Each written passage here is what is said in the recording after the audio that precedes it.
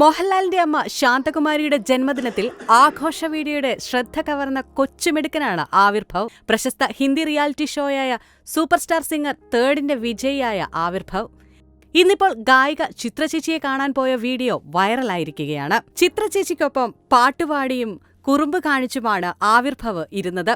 മലയാളികളുടെ സ്വന്തം ബാബുക്കുട്ടൻ. ഉത്തരേന്ത്യൻ പ്രേക്ഷകർക്ക് പരിചയം ആവിർഭവ് എന്ന പേരാണെങ്കിൽ മലയാളികൾക്ക് അവരുടെ സ്വന്തം ബാബുക്കുട്ടനാണ് ഈ കുട്ടിത്താരം. വെറും 5ാം വയസ്സിലാണ് മലയാളികൾക്ക് മുന്നിലേക്ക് പാട്ടുമായി ബാബുക്കുട്ടനെത്തുന്നത്.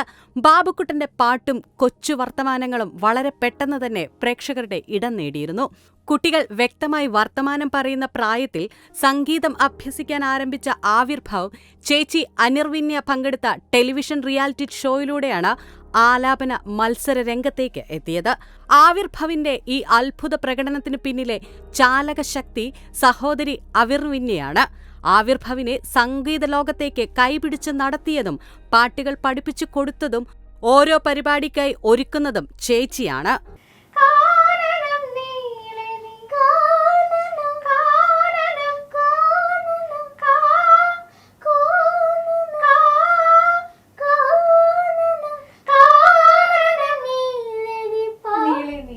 ഏഴ് മാസം കൊണ്ട് റിയാലിറ്റി ഷോയിൽ ഏറ്റവും അധികം ഫാൻസുള്ള സിംഗറായാണ് Avirbhav super star singer title വിന്നറായത്.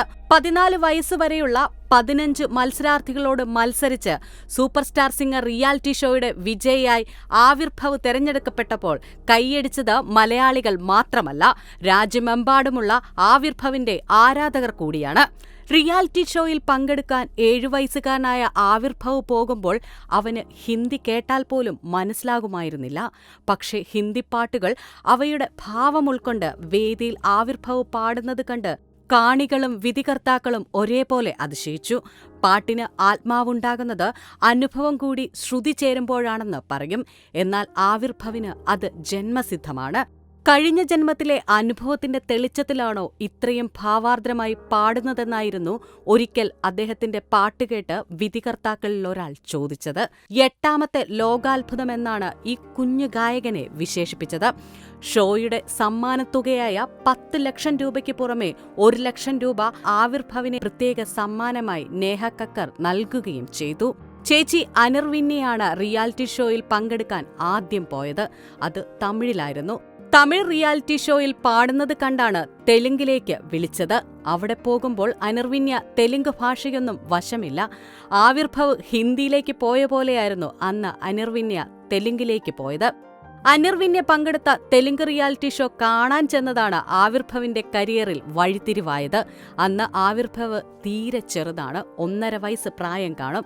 എല്ലാവരുമായി പെട്ടെന്നിണങ്ങുന്ന പ്രകൃതമായിരുന്നു ആ കുഞ്ഞിന്റേത്. അവിടെ ചെന്ന് ആവിർഭവും ആ ഷോയുടെ ഭാഗമായി.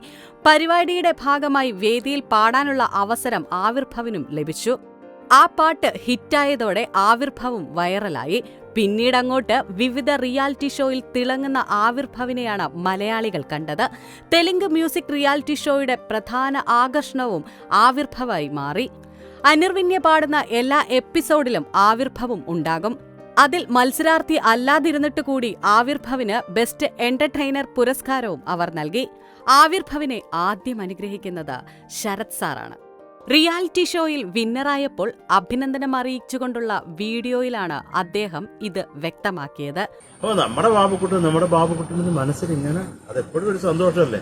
അത് മാത്രമല്ല, മക്കളുടെ തലയിൽ മക്കളെ കുഞ്ഞായിരിക്കും ആദ്യമായിട്ട് കലയിൽ കൈവച്ച് അനുഗ്രഹിച്ച ഒരാളാണ് ശരത്തങ്ങൾ. അത് മക്കളെ ഓർമ്മയുണ്ടോന്ന് പറഞ്ഞിട്ട് അച്ഛൻ്റെ അമ്മയടുത്ത് ചോദിച്ചു.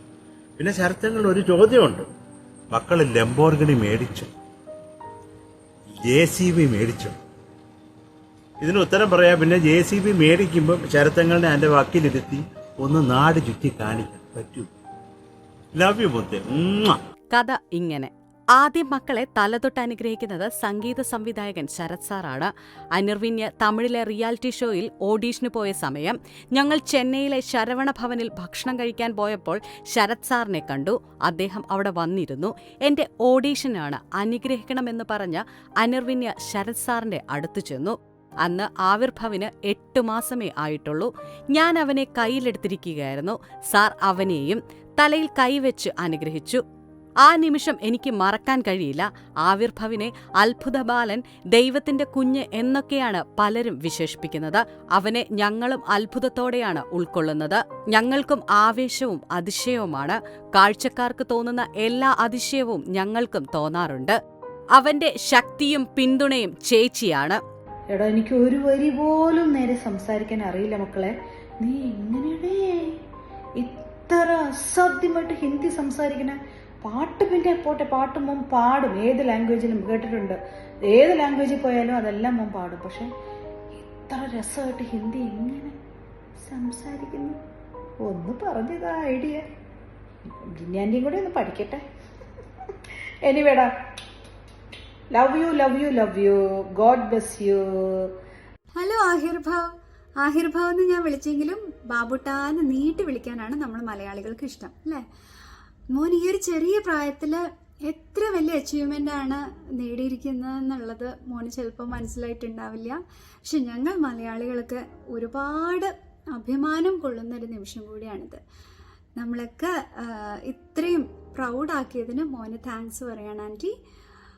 ഇനിയും ഒത്തിരി പാട്ടുകൾ പഠിക്കണം, കുറേ വേദികളിൽ പാടാൻ സാധിക്കട്ടെ, കുറേ പാട്ടുകൾ റെക്കോർഡ് ചെയ്യാൻ സാധിക്കട്ടെ.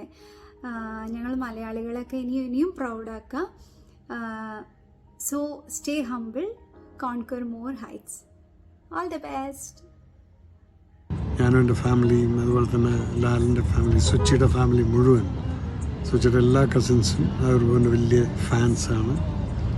ഇതുപോലെ തന്നെ മോനെ നല്ല കുട്ടിയായി കലയെ സ്നേഹിച്ച് മനുഷ്യരെ സ്നേഹിച്ച് നീ മുന്നോട്ട് വളർന്നു വേണം.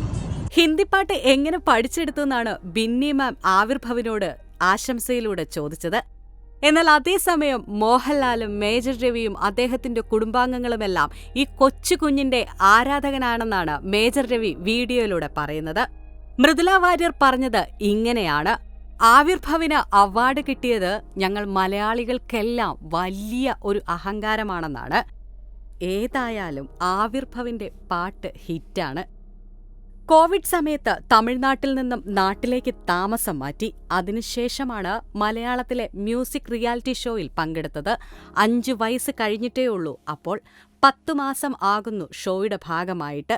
ഷോ തീരാറായ സമയത്ത് ആവിർഭവിന്റെ അച്ഛന് ജോലി സംബന്ധമായി ചില പ്രശ്നങ്ങൾ വന്നുകൊണ്ട് ഷോയിൽ തുടരാനായില്ല. പിന്നീട് ഹിന്ദി ചാനലിലെ പരിപാടിയിൽ പങ്കെടുക്കാൻ മുംബൈയിലേക്ക് പോയി. 7 മാസം നീണ്ടുനിന്ന റിയാലിറ്റി ഷോയായിരുന്നു സോണിയുടേത്. മുംബൈയിലായിരുന്നു പരിപാടി. 7 മാസത്തോളം മുംബൈയിലായതോടെ അവൻ ഹിന്ദി പഠിച്ചു. പക്ഷെ മലയാളം കുറച്ചങ്ങ് പോയി. ജനിച്ചത് തമിഴ്നാട്ടിലായതിനാൽ അവന് അങ്ങനെ മലയാളവും അറിയില്ല. നാട്ടിൽ താമസമായപ്പോൾ മലയാളം നന്നായി പറയാൻ പറ്റിയിരുന്നു. പക്ഷെ ഇപ്പോൾ മലയാളവും കുറിച്ചുവിട്ടു. മലയാളം പാട്ടുകളും മറന്നു. മുൻപ് പാട്ടുകൾ കേട്ടാണ് പഠിച്ചുകൊണ്ടിരുന്നത്. ഹിന്ദി ചാനലിലെ പരിപാടിയിൽ പാട്ടുകൾ എഴുതി പഠിക്കണമെന്ന നിർബന്ധമാണ്. ആവിർഭവ് ഇംഗ്ലീഷിൽ പാട്ടുകൾ എഴുതിയെടുത്താണ് പഠിച്ചത്. ഇപ്പോൾ ഇംഗ്ലീഷ്, ഹിന്ദി, തമിഴ് ഭാഷകൾ അത്യാവശ്യം സംസാരിക്കും.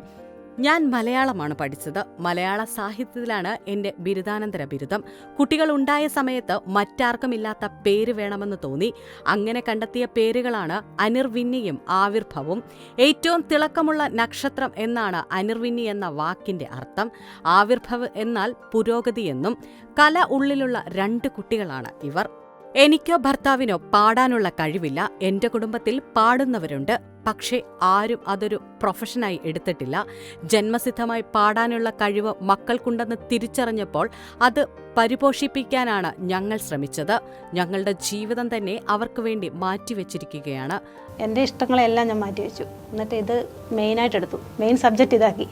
അങ്ങനെയാണ് ഇങ്ങനെ വന്നാൽ ഒരു ഭാഗം. പിന്നെ അവർക്ക് കഴിവില്ലാതെ നമ്മൾ കൊണ്ടുപോയിട്ടും കാര്യമില്ല. അവരുടെ കഴിവ് ഈശ്വരൻ കൊടുത്തത് അത് മറുപുറം.